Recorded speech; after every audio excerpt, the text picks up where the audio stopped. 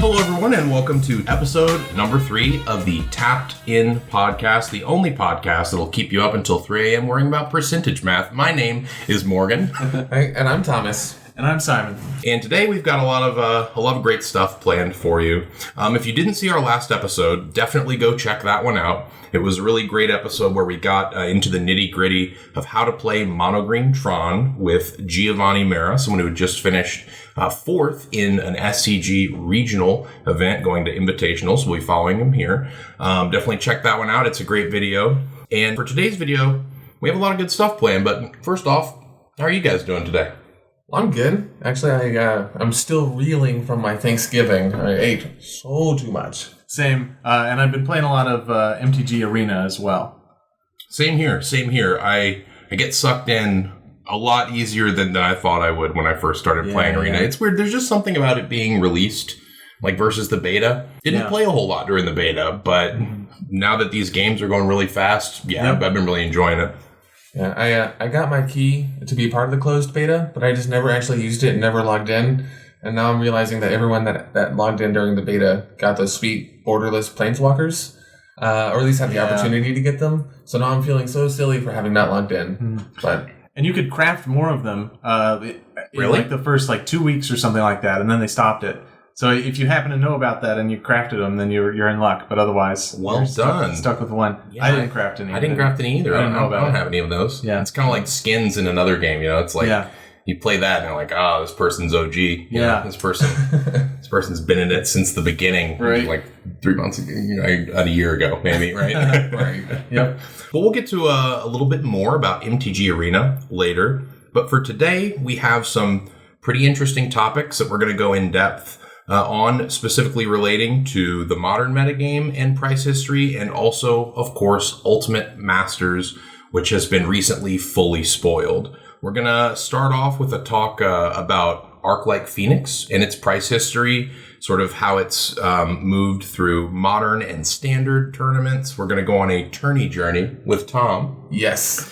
And after we get done talking about that, we are going to take you into a full breakdown of the Ultimate Masters estimated value. So we're going to be looking at the value you can expect to crack from both a full box if you buy them, as well as if you're just buying 1 or 2 or 3 individual packs or even a blister pack from one of the big box stores. And then finally, we'll finish off talking about some updates on MTG Arena. I know that they've recently implemented a direct challenge feature and sort of our experience with the program and how we've been enjoying it. So without further ado, why don't we pass it over to Tom so he can take us on Arclight Phoenix's tourney journey. Well, the tourney journey segment is intended to follow a card on its financial journey, starting when it was printed, at least in this case for Arclight Phoenix, when it was printed through its first couple of top 8s and into its GP performances, mostly through a financial lens, breaking it down financially. So before I get into the actual breakdown, I figure Simon can tell us a little bit about Arclight Phoenix and the decks that it sees played inside of. In Modern, the Arclight Phoenix deck is trying to put instant sorceries and Arclight Phoenixes into the graveyard as fast as possible in order to enable powerful synergies with Thing in the Ice and Bedlam Reveler, as well as to power out those Phoenixes as early as, turn 2, 3, 4 to win the game very quickly. As far as standard goes, it's more based on the synergy with Enigma Drake and Crackling Drake. That's where a lot of the power level of that deck lies, as well as using, in some builds, Goblin Electromancer to get a ton of Phoenixes out on turn 3 or turn 4, comparable to Modern's power level. And that's the interesting thing about a card like Arclight Phoenix, is if we look at how it's performing in Standard and Modern and seeing that it's doing quite well in both, and we see that the strategies that it's employing are relatively similar in both, maybe we have something on our hands. So Tom, why don't you take us through what you learned? Alrighty. A good place to start would be the beginning, I suppose. Guilds of Ravnica was released on October 5th, and at that time, Arclight Phoenix was worth $3. So it actually wasn't one of the more exciting mythics to have opened. Mm-hmm. Approximately 1 week after the release, on October 12th, this card saw its first MTGO Modern Top 8. A player, EGAD2894, got 4th place running this card as a 4-of in the main board alongside Runaway Steamkin. So this is the mono red version of the deck. And at this point, the card was still a sleeper. I think it had gone up from $3 to $4. So not a whole lot of change. But if you fast forward about a month after release, now we're looking at GP Atlanta, November 3rd through 4th. And out of all the decks that made day 2, 6 copies of Runaway Red made it to day 2. That's a total of 1.9%. So to put that into perspective, the number 1 deck at the top of the day 2 conversion list was Humans, with 34 copies of the deck, 10.7%. So 1.9% and 6 copies of Runaway Red is still not a whole lot, but it's something. It made it to day 2 of a GP. The day after the GP, on November 5th, the price was $22. So quite a big jump. From GP Atlanta, one of the decks playing a 4-of Arclight Phoenix got 39th place at a Runaway Red deck. Another deck got 27th place in the blue-red version, also running a 4-of in the main board. And then the deck that performed best at this GP, 17th place, just barely missed the top 16, a Mardu Pyromancer build that had Arclight Phoenix as a 2-of in the main board. Interesting. So it's not just the strictly Phoenix decks that it's seeing play in, it's starting to branch out into other archetypes that like to interact with the graveyard and already cast a lot of spells. So that was pretty cool, seeing the performance of Pheonix at GP Atlanta. About 2 weeks after GP Atlanta, at the Vegas Team Constructed Modern event, 4 copies made it to day 2 out of a total of 39 players that made day 2.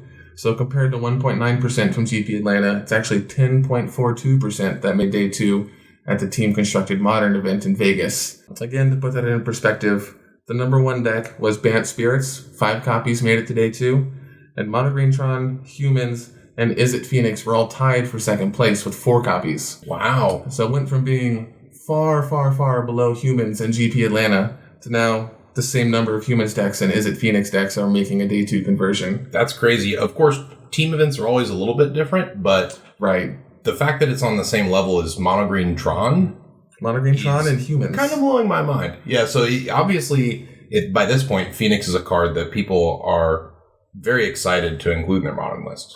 Oh, absolutely. And I think it's neat to watch this card on its tourney journey, as we're calling it, going from a $3 card, 5-0ing in some standard competitive lists on MTGO, all the way up to being like a $25 card on November 18th, just after this Vegas Team Constructed event.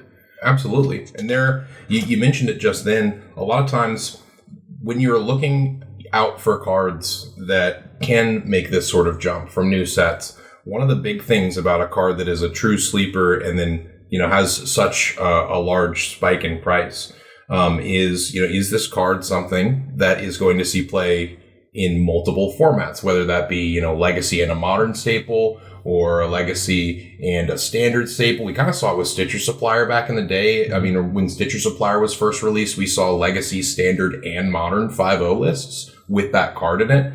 And I did a little bit of digging into the standard tournament results inspired by yours, Tom, and they seem to line up really well. We see that, when this card started out around $3 around the, that original release of Ravnica, we saw, not too much activity in the MTGO 5-0 competitive standard leagues. We did see one from Porden, that's the username on MTGO, on the 4th when it was released on MTGO.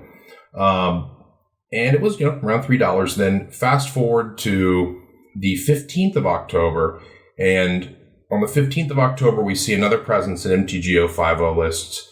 And at this point, it had gone up to about $5. So it was definitely picking up steam. Finally, we go to the 18th and the 19th, where the first gigantic jump occurs from $5 to $13.50. And this is sort of after a big dump of deck lists from MTGO 5-0 lists that saw that this was clearly a standard strategy that was paying off. It's a 270% increase in that one day. Right, so that's the first community response to this card picking up a little bit of traction. Absolutely. That's it, going from some people whispering about it quietly in testing groups to the data being out there and people committing to disciplined builds around the card. And then finally at GP Lille, which was notably covered by the GP coverage. There's usually an American and a European one. This European one, GP Lille, was covered by Wizards. And this one put 4 copies in the top 16 of Is It Drakes in Standard, which, My of course, goodness. all feature 4 Arclight Phoenix and have a very similar game plan to the sort of blue-red, spelly, cantripy sort of modern builds of the Arclight Phoenix decks. And it did put one copy in the top 8, 4th place specifically. And at this point, we saw a price jump from around $15.50 on the 26th of November all the way up to $25. Where it now sort of sits pretty steady. That was on the 28th of November that it made that jump. So it sounds like, sort of, like instants and sorceries combo together to get this guy on the field. Modern and standard comboed together to get this guy on battlefields everywhere. And from a sleeper to a real powerhouse. So the day after GP Lille, it spiked from $13 to $25. That's right. If that doesn't tell a story, I don't know what does. No kidding. We actually, I think if I remember correctly, Tom, in our MTG top 10 modern sleepers that we recorded, I think about a month and a half ago now. Leading up to the release of Guilds of Ravnica. Exactly. We had a top 10 list, and I think Arclight Phoenix was number 7 on the list for modern sleepers, somewhere around there. I think that's right. Yeah. If you haven't seen that, go ahead and check it out. We'll link it in the description below. You can see how wrong we were about some things and how right we were about others. Steamkin was in that list too. Yes. It just so happened that, Steamkin was important, but we had a little higher on the list. Arclight Phoenix ended up being the one to really complete the journey there. Well, it feels good, perhaps, to have made a semi-accurate prediction a couple of weeks ahead of time. Absolutely, and we'll keep watching for cards like this so that we can see where they go on their tourney journey and see if we can make the correct speculations in the future. But as for now, I'm interested, Simon, now that it's sort of leveled out around $25 and it seems to be pretty stable. It stayed there for around a month. Hasn't really dipped down too much. Yeah. Do you think that this is a card we should start buying or selling, or where does it stand? I don't think so. Think about the possibilities of what could happen. We've already seen this card in top 8 finishes. If we see another GP with it in another top 8, is it going to really increase in value that much? Yeah, it's already got its GP top 8 spike. I can't imagine it being more than $30 at its absolute max for its entire lifetime. Right. I would imagine that it'll probably... Just looking at the graph, it seems to be somewhat capped at $25. So if you've got them and you're not playing with them, I would say sell them now and try to get them later if you want to play with them. Yeah. Also, with a big influx from Allegiances of Ravnica, I think is the new set. Chances are, usually with this many shock lands added to a format and new guilds, chances are the format will be shaken up a bit. Yeah. And Is It Drakes might not be the top deck. So I think, definitely don't want to hold on to mine for too long if they're going to be de-seeded in Standard soon. Yeah, that's the other thing. We know for sure that they're going to rotate out of Standard eventually, and they will see a price drop from that. And then eventually it'll pick back up once the print runs over. Yeah, but really that's very, very long term. Exactly. For the short term value, I think that you're spot on. Yeah, right. If you want to do some really long term investments like that, I might want to suggest something not Magic related. So if you open one of these at pre-release and you don't really play a lot of Standard, go dig through your old pre-release cards, pull this out, and I think now is a good time to sell. But if you're having fun in Standard, then you might want to pick it up and play some Blue-Red Phoenix. When should I sell my Arena copies? Sell. Well, I appreciate you guys bearing with me. I think that about wraps it up for my tourney journey of Arclight Phoenix. So let's go ahead and jump into the UMA box and pack estimated value breakdown. Morgan, why don't you tell us a little bit about that? Awesome. Yeah, thanks, Tom. So I'm going to get into everyone's favorite topic, percentage math. It's going to be great. So today, in all seriousness, we wanted to look at UMA. Obviously, there's been a lot of controversy about the price of these boxes. Can you believe that Magic players are upset about this? It's blowing my mind. /S. No. So I know that Ultimate Masters has been controversial because it is very expensive. But I think that now that we have the full set spoiled, people are starting to realize that there is a lot of value in this set. And that if Wizards does live up to what they're saying, which is that this is going to be the last Master set in a while, right? Then chances are the value that we're going to get in this set is going to remain pretty solid. So first, what I'm going to do is I'm going to give you the total estimated value of what you get if you buy a box of Ultimate Masters on average. After that, we're going to jump into a little bit of our methodology so you can see how we came up with those numbers. And then we're going to go into a pack by pack sort of valuation. So, one of the things about these expensive boxes, not everyone can afford to buy a whole box. Like, I don't know, I'm probably not going to buy a box for at least a couple months. No, right. There might be people who go in on a box for drafting purposes with some friends, but I'd imagine that a lot of us are going to be interacting with this set, on a pack by pack basis. Maybe we're buying one of the blister packs from a big box store. Maybe we're going in and drafting it at a local game store, purchasing the individual packs. So we want to break down some value percentages there. So without further ado, let's talk a little bit about the total estimated value of a box of Ultimate Masters. So the numbers that I came up with here, $537.35. That is the average value of a box. What do you guys think about that? Compared to MSRP, or what shops are actually selling it for, even less than MSRP, I think that sounds fantastic. Yeah, at Pat's Games, we're pre-ordering for $2.90 a box. We're pre-ordering boosters for $12 a pack. So definitely a lot more than that number. And like you said, MSRP is $335. This is more than that by a long shot. So what I'm going to do now that you sort of know those numbers, I'm going to break down how I got those numbers and what that means, because this is more or less, an average or even a floor for the value here. It could be much higher, could be a little bit lower. Yeah. Basically, it's a combination of 4 different areas. We have the estimated value of mythics and rares. We have the estimated value of the box top foil. We have the estimated value of the uncommons in the set, adjusted for their bulk pricing. And we have the estimated value of the commons in the set, adjusted for their bulk pricing as well. And those numbers respectively are $467.71 for the mythics and rares, $43 for the box top foil, $22.14 for the bulk uncommon pricing, and $4.50 for the bulk common pricing.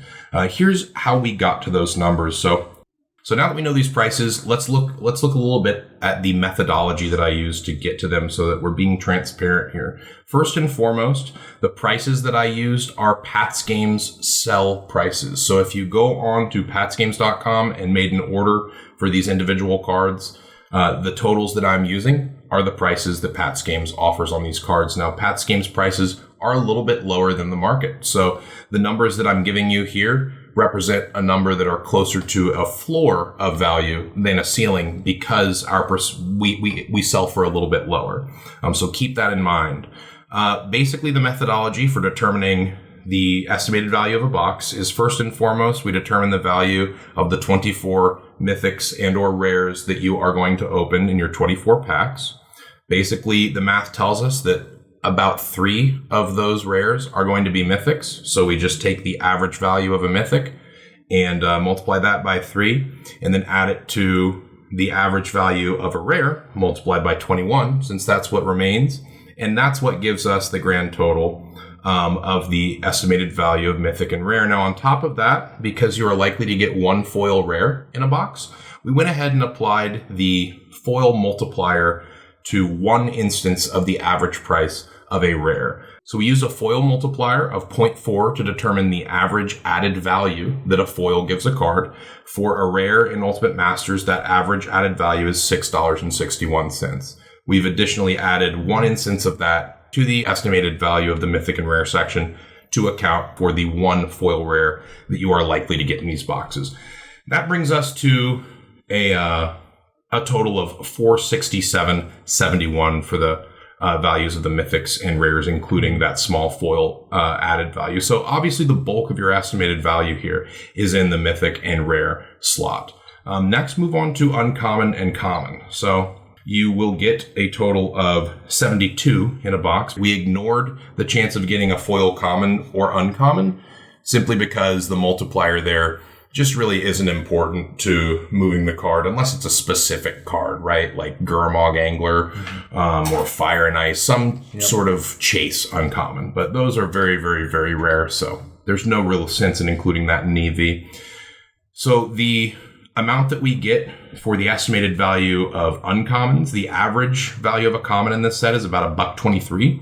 We multiply that by 72, which is the number of uncommons you're going to get, and that gets us to 88.56. Now, you're very unlikely to move a bunch of uncommons for their average value because they're uncommons. There are going to be a lot of them. There's less demand. So what we've done here is we've added basically a 25% value modifier, and we call that bulk value for uncommons. So instead of actually converting 88.56 average value on uncommons, we end up closer to 22.14. About a quarter of that value is what you can expect on average from your uncommons per box. The only difference is that instead of that bulk valuation being 25% of the value, it's 10% instead, because commons have just a far lower demand, and it's much more rare that you're actually going to get value out of them. So the average value for your box worth of commons is $4.50. And then finally, you have the box topper value. Estimated value here is pretty easy because there are only 40 of them and you're guaranteed to get at least one. We went ahead and, took the totals and got an average value of about $30.72 for the prices of these cards at time of recording. And then for these, since we know that they're going to be foil, we went ahead and added a foil multiplier to this one as well, again of the 0.4. So the average added foil value for these is around $12.28, leaving us with a total of $43 for this one. So you add that all up, and that's what gets us to our total estimated value of a box of UMA. Which is $537.35. So that's the average value of a box of Ultimate Masters. Now we know that a lot of you out there, like us, will not have the luxury of just buying a full box of UMA and seeing if you can pull, this average value or hold on to it. It's definitely worth buying and holding if you can afford it, but not all of us can. So, Simon brought something up when we were talking about this, which was, what's the value of just opening a single pack? Like, what's the percentage that you get to there? And so we wanted to do that math as well. Now, the number that we came up with is about 34%. You have a 34% chance when opening one pack of Ultimate Masters to open enough value to break even, to pay for the pack. Or better. Yeah. That's right. Yeah. Greater than or equal to $14 is sort of the mark that we use. And that's because that there are basically a total of 30, I think it was, mythics and rares that have value on their own of $14 or higher. So that's not even really counting any uncommon or common value that we get from these packs. It's simply looking at that mythic / rare slot. So basically, because there are 20 mythics in the set and 16 of the 30 cards over $14 are mythics, we did the percentage calculations there based on how likely you are to open a mythic. And we did the same thing for the 14 remaining cards that are rare out of the 52 rares that are in the set. We did a percentage evaluation there for how likely you are to open one of those rares. And then when we add those percentage calculations together, you get about 34%. So basically 1 out of 3 chance. Buy 3 packs, you'll probably open at least one card that makes you your money back or more. So I guess that individual pack. Exactly, on that individual pack. Yeah. You could open 2 other packs, and so you could say, I guess, buy the blister pack price, right, from a big box store, and only open 1 pack that just covers the cost for that pack, or open 2 cards that cover the cost for a couple of the packs but not all 3, or 1 card that can buy you an entire box over again because it's a foil lily or something like that. Right. But that's sort of where our math lies there. Yeah. So in UMA, of the rares and mythics, there's 30 cards that you can open that will guarantee that you at least break even as of right now, this time of recording. Beyond that, there's 18 that are actually going to at least double your money. And those cards are Liliana the Veil, Karn Liberated, Tarmogoyf, Snapcaster Mage, Cavern of Souls, Noble Hierarch, Engineered Explosives, Caracas, Mana Vault, Back to Basics, Temporal Manipulation, Bitter Blossom, Demonic Tutor, Emrakul the Aeon Storm, Ancient Tomb, Celestial Colonnade, Kozilek Butcher of Truth, and Dark Depths. those are the cards where if you open them in your pack, be excited because you did it. What a stacked list. And so those are all that double your money or better, of course. At the top of the list with Lily Out of the Veil, $70 at the time of recording, you've quadrupled your money. Yep. So now that we have all of this information, guys, I'm curious, how do you feel about a box and a pack? You know, what's the overall verdict for the value of Ultimate Masters? Well, and just to review, the total EV of a box is $537 and some odd cents. That's right. And then if you're buying it pack by pack, you have a 34% chance of breaking even. That's right. I would say, based on those numbers, for me personally, I would give it a thumbs up. I'd be more inclined to buy a box if I could afford it, because then you get the entire spread of the mythic versus rare. Yeah, the percentage of opening some higher value, like double your money, triple your money, quad your money. A lot better in a full box. Goes up in a full box, absolutely. Right, but even, I think 34% chance of breaking even on a pack is quite a bit better than your average Magic pack. So I think the verdict for me is thumbs up. So we get a thumbs up from Tom on both the box and the pack. More so the box, but yes, pack as well. Okay, so two thumbs up on the box, one thumbs up yes, for the pack. There exactly. we go. Simon, what about you? The way that these averages work, I think that if you were to buy a box and not open it and just hold on to it and just have that 530 whatever EV, it's better than taking the wild up or down swing. You know what I mean? That's why each pack is 34%. It's because you can open a box that is worth $200, you know, or you could open one that's worth, you know, $700, something crazy. And if you're a gambling man, I don't think you like the look of 34%. If you go up to a slot machine and your chance to win is 45% of the time, over time you're losing money. Yep. You know, it's even worse at 34%. I wouldn't do it personally. Yeah. Just whenever I'm working at the card shop, and someone comes in to buy a Masters pack, you know, I get discounts on our regular packs, but I don't get discounts on Masters packs, so I can't buy them as impulsively as perhaps I'd like to. But one of the rules that I use is, you know, if a customer comes up and opens a pack and, you know, there's some bulk rare in it, then this is, I guess, the rationale, the way that I rationalize my addiction is, I immediately go and buy the next pack because from my perspective, you know, that's like a 60% chance of opening something good if I've just seen something bad come from a pack that was right before. Even though each one is 30%. Exactly. It doesn't make any sense.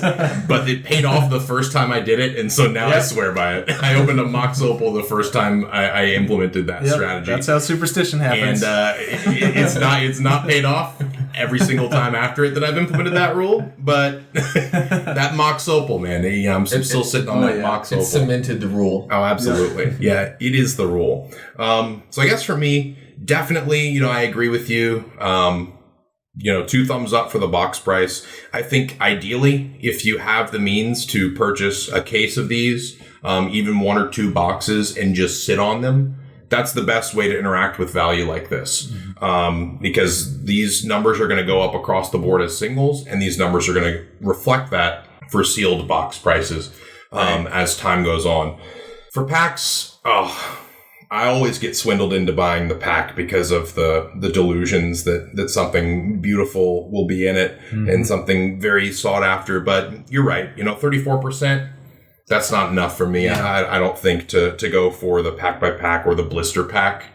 From this puts the blister packs from big box stores in a much different light for me now. Like, especially since a lot of or a lot of local game stores are selling the boxes for under MSRP. And if you go to a big box store and you just buy the blister packs and don't get the box topper and lose out on that like $43 of like average value, right? And while lowering your chances of opening that foil Chase Mythic that like doubles your money. That it looks like a worse and worse investment to go in and get buy everything piecemeal from a big box store. And so, if you are going to invest in a product like this, I'd say, doing it in bulk, doing it in boxes is the way to do it.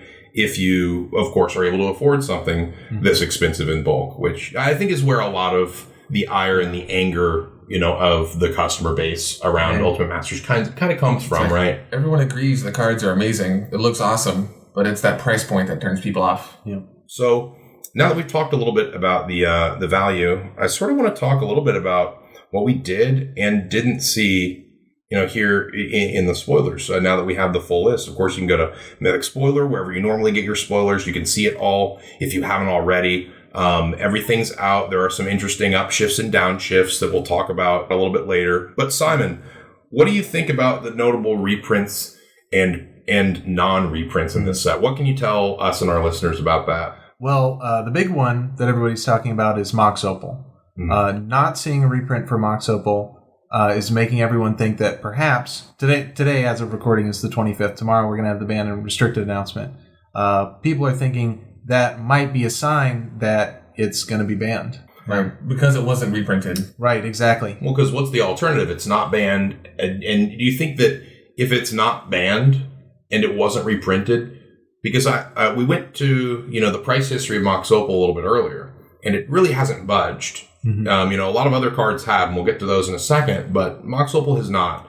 So do you think that if it is not banned, we can expect a spike like on Monday after the BNR? Yeah. I imagine. Oh man, I think that makes sense to me too, because people are worried about it being banned, so it hasn't spiked yet. Yeah, they don't want to buy it all up. If it didn't get reprinted and then it passes the not being banned test, then the spike will come. Right. So what do you guys think is the ceiling on that? If it is not banned and not reprinted, oh my gosh, how high will it get? It's already $100 non-foil. So God, 150 maybe. If you follow the trend of some other cards, like we'll talk about in a second, easily 150. I think that's quite reasonable. 150 is a lot.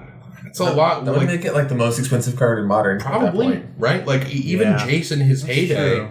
Like even Jace was only like 120 in his heyday, right?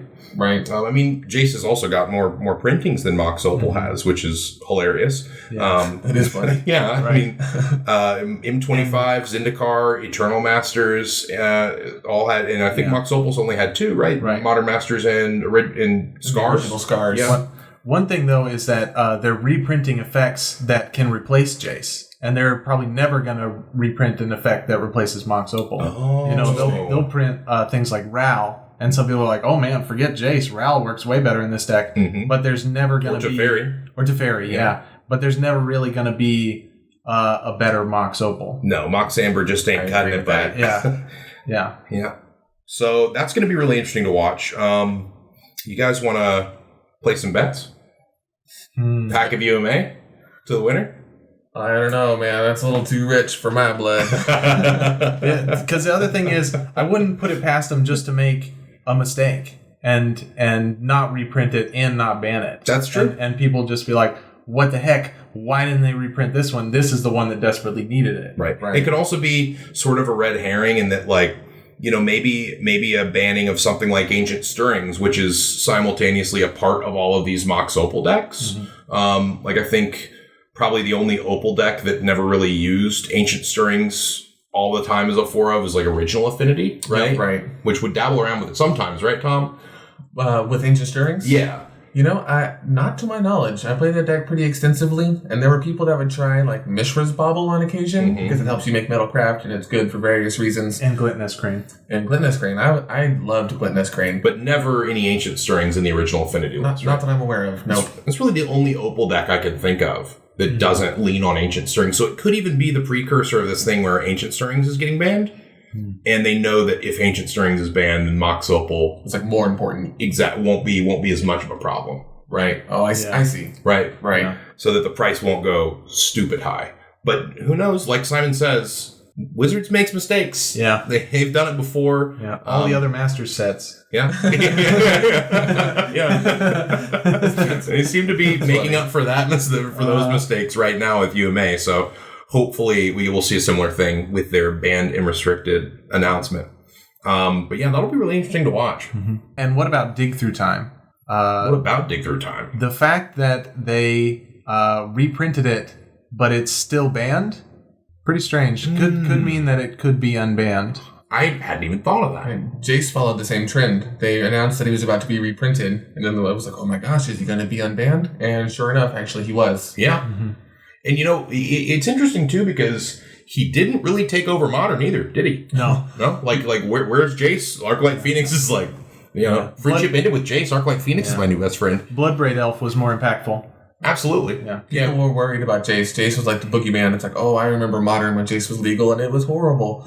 But actually, Bloodbraid Elf was kind of like the powerhouse out of the two. Yeah, that red-green Eldrazi list was, charging through the gates as soon as those bans came out. I think, it's funny because like Jace is this powerful turn 4 play that's like controlling, and Bloodbraid is this powerful turn 4 play that's like super aggressive. And so, no wonder that the super aggressive one won out. Right. They counteract each other well because you brainstorm with Jace, and then Bloodbraid comes in and hits him and kills him immediately. Exactly.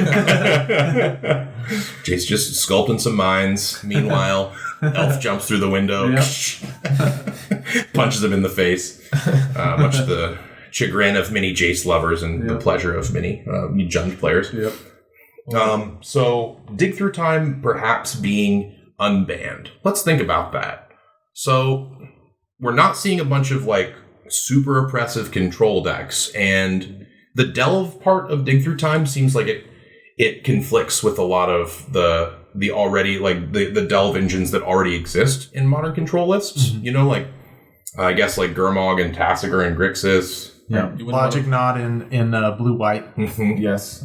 So I can't say that, so without changing the lists significantly, it doesn't just slot into the control strategies right now. Now, that's not to say it might not spawn, some other like variants of control, some like Hardened to Thought Scour and other like graveyard filling effects, Delver, maybe. Mm-hmm. Oh, yeah, absolutely. Perhaps like implications in combo decks too, just being able to just look through that many cards. Right.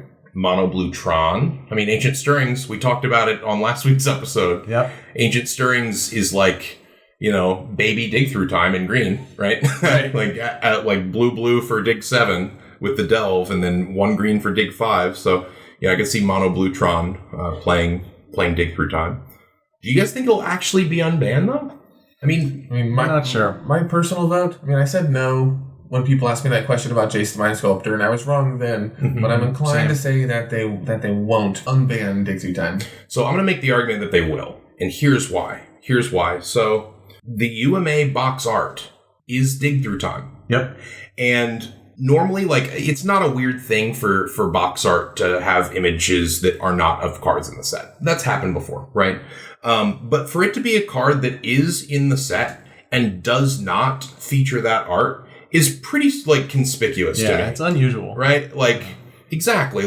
Why go through the trouble of commissioning that art and then also marketing with that art if you're not actually going to implement that art on a card that's playable in any format? Yeah. Use that exposure as promotion for this card that you're about to unban. Exactly. Right. And perhaps also there is a masterpiece or like other version of it that's already been planned for a future set with that new art. Right. But who knows? But so that's my guess. I think yes, we will see a Dig Through Time unban. The other thing is that flashy unbannings are a good selling point for a booster box. Just like we were saying with Jace, Dig Through Time might be that big unbanning that makes everybody's thinking, oh, Dig Through Time is such a broken card. I gotta get it. I have to play it. That was a huge selling point for M25. I'm sorry to interrupt, but that Jace sold the crap out of M25. Yeah. Genius or Grifter. Wizards unbanning Dig Through Time. Yeah. We'll see. Yeah. We'll see. I had not even considered that angle. I know I've drawn a lot of similarities, but Jace was also the box art for M25. Yeah, that's true. The more I think about it, it seems like they would just be following suit, actually, if they unbanned Dig Through Time. Yeah. Okay, so far, we're thinking Mox Opal might get a ban. We're thinking Dig Through Time might get an unban. These are just, 2 cards that relate to Ultimate Masters. We would be remiss to not talk about Manamorphose. As a notable card that did not get a reprint. Yeah, a lot of people were speculating that it would. It was a $10 common, but only had 1 printing in Shadowmoor. Is that right? 2 printings. There was a Modern Masters set that was printed in. I think it was M15. I could be wrong about the actual Modern Masters set. But yeah, it was definitely Shadowmoor. And so it's only seen 2 printings, a Masters set in Shadowmoor. And it's a common. Yeah. It might be that it doesn't fit the draft environment. Maybe they had considered it and they they didn't want to include it because it just doesn't fit in with what Limited wants to be doing. That's true. It's not really a ramp spell. Yeah. If it were a ramp spell, I would say it fits perfectly into the draft environment because of all the big stupid things to do in this format, looking over the spoilers. But yeah, there's not really like a prowess archetype. Yeah, there's not really spells matter. Right. I mean, it's mana fixing, but only if you're in red. Exactly. Or green. Or green, yeah. Yeah. So Metamorphose not reprinted. Now, it was a $10 card. Yeah. It's $25 now. Yeah. In contrast to Mox Opal, which didn't spike at all, Metamorphose spiked immediately after the spoilers. Yeah. You know, weren't you saying that, like you were saying earlier too, Simon, that one of the big differences there, where we've seen like no spike in Goblin Lore, no spike in Mox Opal, even though neither of those are getting reprints, huge spike in Metamorphose. You're saying that like it might have to do with Pheonix, right? Yeah, absolutely. Because like that deck is actually being played right now. It's really popular. People are playing around with it. And Metamorphose is a big part of that sort of strategy for the mono red versions. One of the only red cantrips that you can put into the mono red Pheonix decks that'll help you cast 3 spells. Oh, yeah. It's going Metamorphose into Metamorphose. You've got 2 mana floating and you've drawn 2 cards already. So odds are you're going to be able to cast a 3rd spell. Yeah. Without Electromancer, it's actually pretty hard to cast 3 spells in one turn in Modern. Without, something like Metamorphose. I guess that's why I wasn't sure about it in Mardu Pyromancer. It's bad in Hollow One, I think. Yeah. I think it's too hard to cast 3 spells. Hey, I mean, those decks are already pretty cinched on their mana anyway. Yeah. So, like, without, ritualing off and stuff like that. It's like, how are you supposed to Faithless Looting, Goblin Lore, get your Flame Wake trigger back? You know what I mean? It's too much mana. Someone actually was talking about playing Surgical Extraction in the main board of those Hollow and Phoenix decks. For the extra spell. For the extra spell. See, I think that's also a big part of why... Right? Mutagenic would be better, maybe. Yeah, definitely Mutagenic would be better. Oh, but then it's bad if you don't have Phoenixes out. But you will, because Mutagenic. You got it. That's probably a split. Probably like you determine your flex slots for like the extra 1 or 2 spells you need, and then like maybe you split them or something. What are the other? Or you can tailor it for the. Well, of course, there's Gitaxian Probe. There's Apostle's Blessing. That's right. That's which is decent, but it costs 1. What's the? You're missing Gut Shot. Gut Shot. Gut Shot. Gut Shot's the best. There you go. Yeah. Take out a Noble Hierarch. While triggering your Phoenixes. Yeah. But also, like, I think that's like a big part of Steamkin in these lists too, right? Is that like the ability to both kind of like save up extra mana for when you need to go off with it, and then use it as aggression when you're not using the mana. Like that's right. I think that's like kind of the innate power of the mono red lists is that they get to convert their air into steam, right? Right. Yeah. Nice. So no Metamorphose reprint. That's going to be a very expensive card for a while now, unless we see it again in like a conspiracy type set, or like some supplemental battle bond type set, which we might, because that card's so good. Yeah. And it fits into a lot of different unique strategies and isn't like inherently busted in any of them, So I think it's cards like that need to be more accessible. Other than that, not many other no reprints of note. It's mainly Goblin Lore, Metamorphose, and Mox Opal. Chainer's Edict got reprinted. Ooh. So that was something like a $10 card, I think.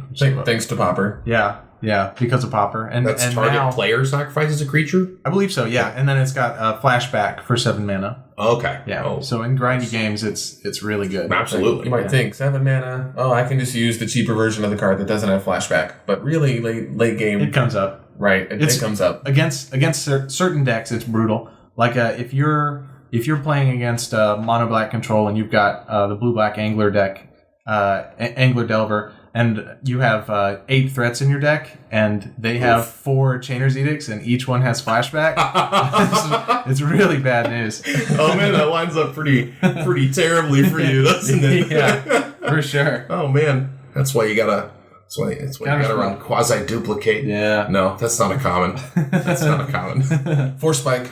Let's Force Spike the hell out of that thing. There you go. Force Spike. There you go. Well, that's all we have for you for Ultimate Masters. I'm pretty excited about the set, and I hope that you are too. So finally, I just want to talk a little bit about MTG Arena, some updates that have happened on it, and just sort of our overall experiences. I've been enjoying my time on MTG Arena recently. Me too, actually. I have not been interested in Standard for quite a while, but the free-to-play aspect and being able to do it from home on my own time has made Standard appeal to me for the first time in quite a while. Yeah, I was never like a huge Hearthstone fan in terms of like the strategy, because I felt like I was sort of spoiled by Magic. I think it's like a much deeper game, but I always appreciated how easy it was to interact with the software. And I'm just so glad that Magic finally has an analog for something like that. Yeah.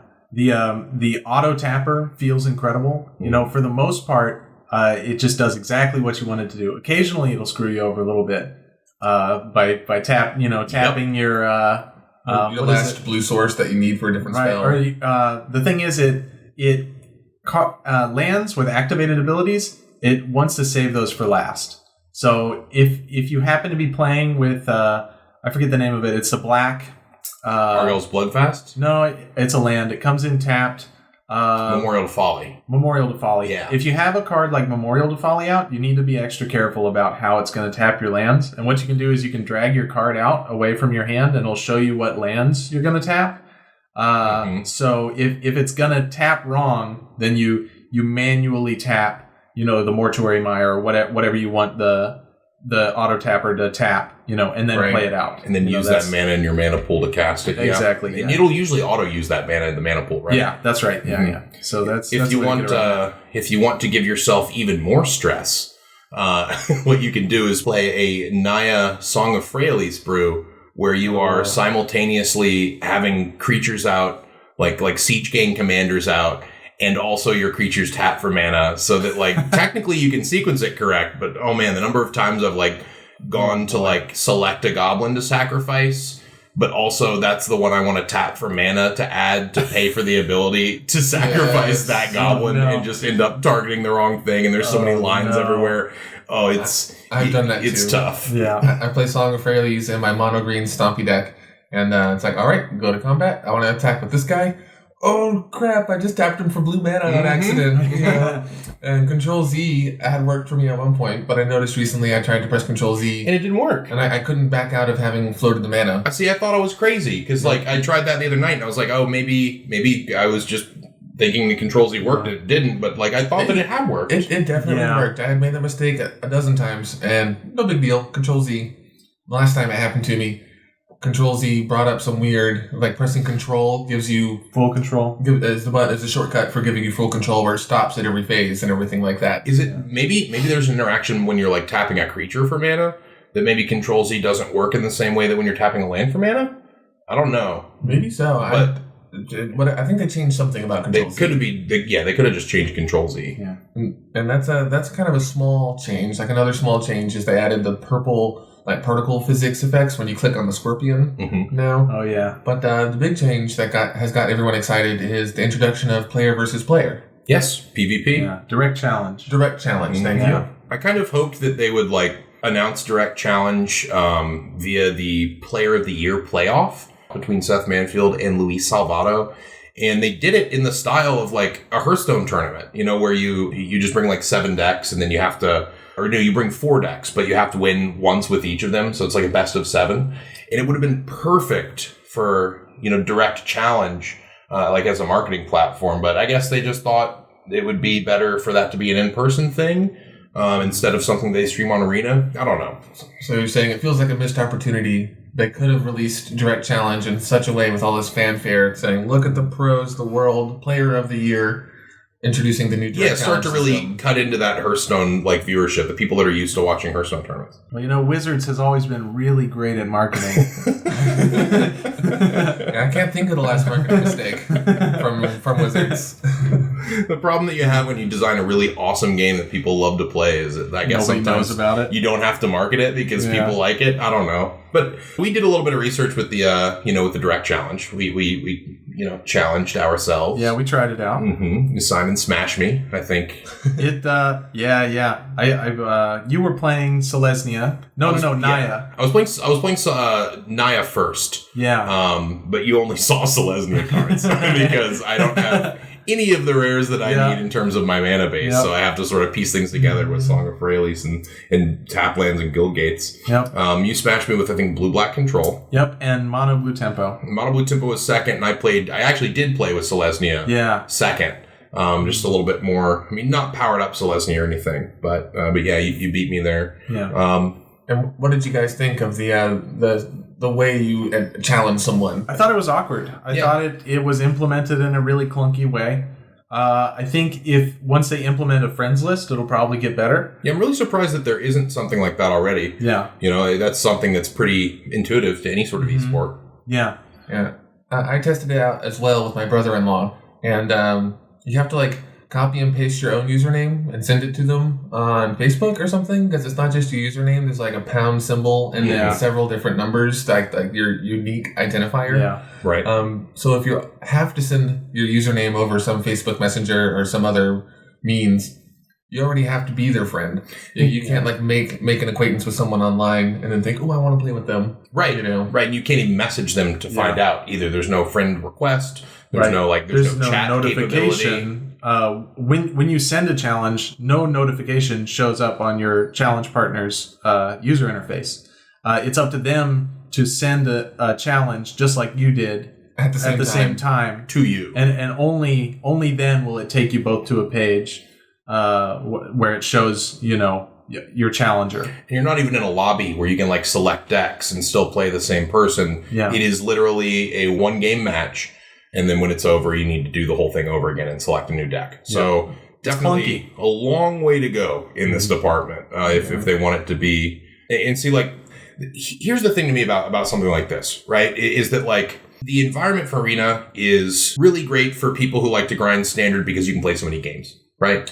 Right. But it's not so great for a standard tester who wants to test certain matchups and who wants to play a lot against their friend. That's why when I do paper testing for standard PPTQs and modern PPTQs, we all sit down with all of our decks and, we do 5 on the play and 5 on the draw and then sideboard and all that again. And it just really helps to learn the important cards in the matchup and how you need to tweak your list. And so if there were a full-fledged friend system, I think that would be a good way for people who like to grind and test to actually do it on Arena. Yeah. To not need to meet up in paper to say, I have these decks, you have these decks, we can change them up. We can just jam a bunch of games without having to reload, send the username request, yada, yada, yada. Yeah. Right. Actually play 3 games. Yeah, there's no choice to play. Yeah, best exactly. of 3. It's only best of 1 like it is in ladder mode. So I get the feeling that this is something that is obviously important to the finished product that they're probably just working towards still, right? I give Blizzard's benefit of the doubt. There's only so much development time you can spend on certain priorities, and I'm sure, there are a lot of other things probably that are bigger priorities for them. It's still beta, open beta now, but it's still in beta. Mm-hmm. And it's pretty smooth. There's not a lot of bugs. there were kind of a lot of bugs in the closed beta. I haven't really seen many bugs in the open. No? Yeah. There were a lot of bugs in the beta. That's a good thing to bring up because once I started playing, when I was in beta, I wasn't really super excited about it. But then when I started playing post beta, I was like, wow, this is actually a lot smoother. So let me ask you guys a question. How do you feel about the economy of Arena? Where do you stand? Because I've got some opinions, but I'm just curious how you guys feel. It's slow. It's slow going. I don't even have one deck that I can call fully complete. I have a deck that's 95% done. I have another deck that's 80% done. The mono blue tempo deck is a really good deck to get into if you're just starting out because there's only 4 rares in it. So for the most part, you can complete it really fast. I'm still missing a couple uncommons or something. Or really what I want to do is I want to take out the surveilling sprites and replace them with war kites. Yeah, war kites so good. Yeah, so much better than really is. Stupid 2/1. Shuts off Lyra, life gain, all sorts of great value from that card. So those 4 rares right there, it's deck is not complete. You know what I mean? And that's my most complete deck. And the time it takes to get rares is kind of extreme. Yeah. The wild card system is cool. It's every 6 packs you open, you get the 1 wild card, and you alternate getting either a rare or a mythic. So every 12 packs it's a mythic and then, or whatnot. Even though it starts you off with a certain amount of rares and a certain amount of mythics and you can get the wild cards, still not having a complete deck despite all of that. And then having a couple of months to grind even. Yeah. I feel like it's lacking a system similar to Hearthstone's where it has a way of breaking down rares you don't want. I think Hearthstone calls it their dust system. Yeah. Right. If they could implement something like that, a 3-to-1 ratio for rares, maybe, and a 5-to-1 ratio for mythics, or maybe that's too steep. Who knows what the math is? But Hearthstone was able to come up with some, it's percentage, a small percentage. Yeah. But I couldn't agree with you more, Tom. I think that one of the big problems with the arena economy is that it's that, like, a player like me, I like to brew around with a lot of different ideas, especially in a format like this where it's pretty healthy. And, like, I've recently had some success with a lot of my brews. But the thing about brewing is you really do need to test a lot, and you really do need to play around with different commons and uncommons. And the thing that I've found is, like, with mythics and rares, like, I find that if you sort of, like, decide, okay, I want to operate, in this color pie, in this 3-color shard or wedge. Like, I'm an Izzet player. Exactly. I'm a Naya player. Then a lot of the mythics and the rares that you'll craft will overlap. It'll be like the good payoffs in those colors. And they're mythics and rares that you're probably going to use, like lands too, that you're probably going to use in a lot of different strategies. But the choke point I've found has been the uncommons. Like, it's ones that are unique to that given deck. Exactly, because when I sit down to test an archetype, what I like to do is, go into a card shop, buy the uncommons and the commons that I think will do well, in a set of 4, and that only costs me, like $1 per set of 4. It doesn't cost me very much. And oftentimes, by the end of testing, 60 to 70% of those cards aren't in the main deck, because they just don't work out. And I just think it feels bad to purchase, like, so many packs with the hopes of getting primarily wild cards or the mythics, rares, and uncommons that you really need, to then have no way of getting any sort of value from them. Like, right. At least in Hearthstone, you can dust. There is value to the cards, even though it is an internally, like, referencing value. It's still value. You still have something you can do with the ones that you aren't using.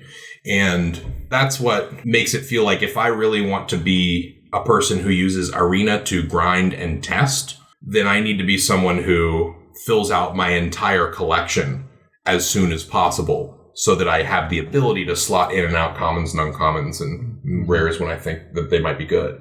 And the only way to fill your collection in any sort of timely manner is to spend like $100 or $150 on booster packs. Yeah, and that's like filling out a set. That's not even like filling out all of the sets that are in it. Right. So it really does get to be expensive. And like, there is an interesting synergy. So at the card shop where I work, we do see a lot of customers that come in and, like, I'll be looking at these lists that I'm pulling. I'll be like, this is straight up one of the starter decks from Arena with a few changes. Like, this person obviously, like, wants to build their Arena deck in paper.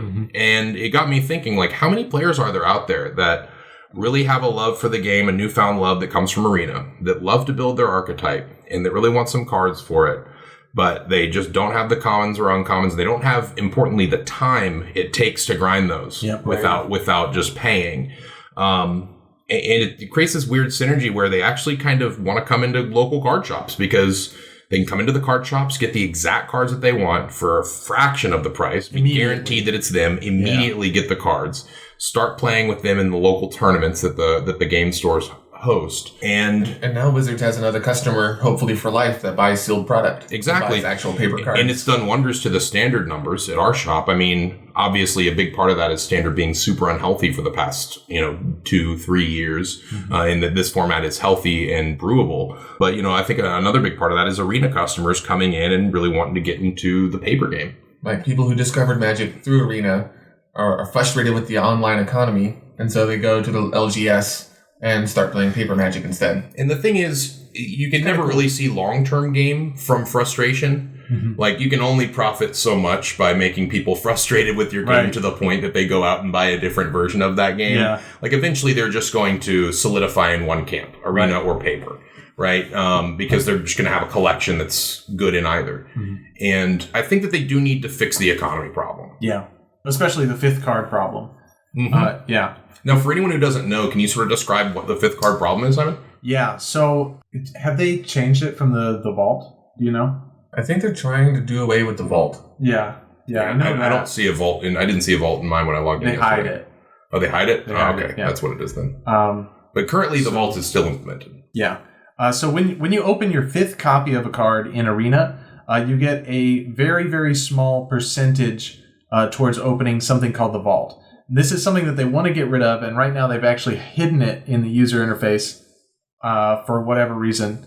But it's something like if you open a 5th copy of a mythic rare, you get like 1% towards your completion of opening the vault. The vault gives you some number of wild cards. I think it's one mythic, 2 rares, and then like 3 uncommons, something like that. Or it might be more. It scales more than that. It scales more than that, but it's definitely not. It's definitely not enough to go out and build a deck. Yeah, right. It's enough to like fill in the missing pieces of like a 60 to 70% build deck. Yeah, it feels really terrible when you open multiple packs and see that you've already opened that Temple Garden or that Vraska or whatever. They should just make them wild cards. So as your collection grows, you get more and more wild cards, which will help you fill out your decks. Mm-hmm. I think that would be excellent. Absolutely, I agree. I think that's a very, very clean solution to the problem. Just like instead of percentage towards a very small amount of wild cards. I mean, obviously, there's some sort of price balancing that's going on in the background here, right? They're making a value judgment and saying, you know, how much are people willing to spend to get the commons, uncommons, rares, mythics that they need for their decks, and how long does that keep you coming back to buying those packs? Right. They don't want to pull out of their own pockets by giving away too many wild cards and disincentivizing people to buy packs. Right, but I mean, in the short term, I can see that as a pretty viable strategy to get people like really in on the game. I think that in the future, something that might be really healthy for Arena is like the ability to purchase a set, like to purchase all of guilds, or to purchase like first probably a very large price tag, but like it'd probably be like $99.99 because it's $100 just to get 99 packs 99 packs. Yeah. And that's not guaranteeing a set at all. No, that's not even close to 4 of every card. Yeah. Right. So it'd be a big investment. Yeah. You know, but I think it would have to be prohibitively expensive probably if they use the same model. Of course. Yeah. It would need to exist for people who need to start ramping up and testing on it like immediately or want to only can, and it's there for them. Yeah. I feel like the price of a booster box, or the MSRP of a booster box, $100, like a booster box of a standard set, I should say, would seem reasonable. I mean, $100 is $100, but if there's only, how many sets are on Arena? 3, 4? I think 6. There's quite a few. 6, God. Yeah. So even if you wanted to take the shortcut, $600 or something. I mean, this is all just off the top of my head.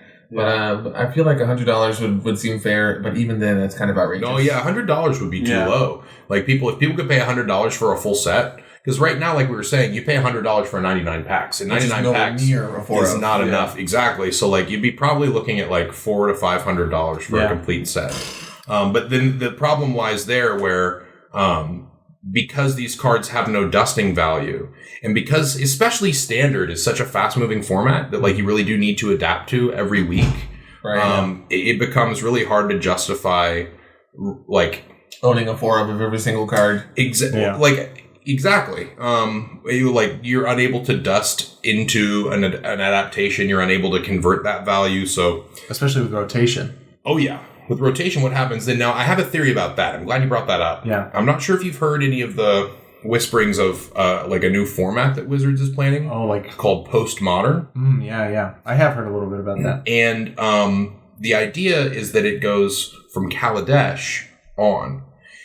And I thought it was interesting that they choose Kaladesh for a number of reasons. Primarily, a lot of the cards in Kaladesh were busted. Like you had Cat Combo in Kaladesh and Heart of Kiran. You know, a lot of problems come from those two sets that they originate for past standard. But Fatal Push too? Mm-hmm. Yeah. Yep. Ballista. Yeah. It makes me really happy playing Arena now that I don't have to play around Fatal Push. Oh God, same here. It feels really good. And sad that I don't have Ballista anymore. But I'll always have it in Modern if I want it.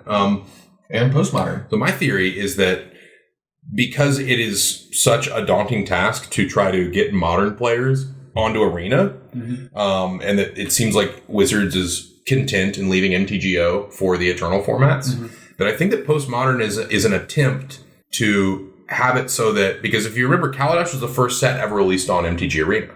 Like that, I think, is the important thing. I think that is Wizards' like first steps towards making an Eternal format that is Arena specific. Yeah, it's already on there. In that way, you sort of get your value from the cards because you eliminate rotation, or at least you isolate rotation to only standard and present all these other formats like Singleton and what Postmodern That sounds incredible, actually. It could be good. It could be good. I think that in this sort of format, Wizards can explore errata more. They can actually like change, like instead of having to straight up ban cards, because that's one big advantage Hearthstone has, is instead of having to ban cards, they can just go in and change the mana cost or change the text.